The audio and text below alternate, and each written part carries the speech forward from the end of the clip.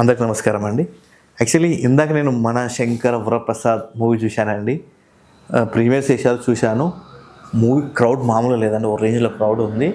నాకు తెలిసి మనకు అనిల్ రావిపూడి రొటీన్ కాన్సెప్టే పెట్టుకున్నాడండి. ఒక 3 ఫైట్లు, 3 పాటలు, మంచి పేలే 3 కామెడీ సీన్లు, ఒక 2-3 emotion scenes, wife and husband regular ఉంటాయి కదా, ఇవి సింపుల్ లాజిక్ అండి. అంటే మనకి ఇటు కొట్టాలంటే ఈ లాజిక్ వెళ్ళిపోవడం చాలా బెటర్ అండి. 100% ఇటు కొట్టేశారు. అదే లాజిక్ని మళ్ళీ రిపీట్ చేశాడండి. ఇందులో మెయిన్ అట్రాక్షన్ ఏంటంటే విక్టరీ వెంకటేష్ గారు అండి. వెంకటేష్ గారు వచ్చాక మూవీ ఇంకొంచెం అనిపిస్తుంది. బట్ చిరంజీవి గారి పర్ఫార్మెన్సు ప్లస్ డ్యాన్సు, తన టైమింగ్ మామూలుగా లేదండి, ఓ రేంజ్లో ఉంది. కంప్లీట్ కామెడీ జోనర్ అని చెప్పట్లేదు, బట్ కామెడీ కూడా ఉంది మూవీలో.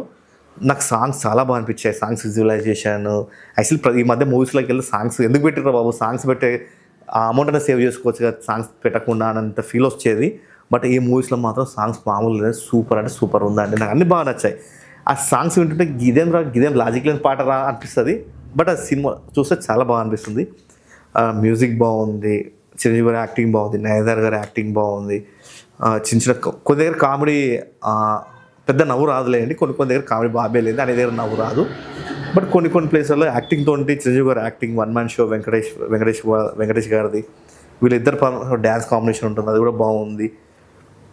సో నాకు తెలిసి సంక్రాంతి ఇటు కొటేషన్ అని చెప్పేసుకోవాలి చిరంజీవి గారు.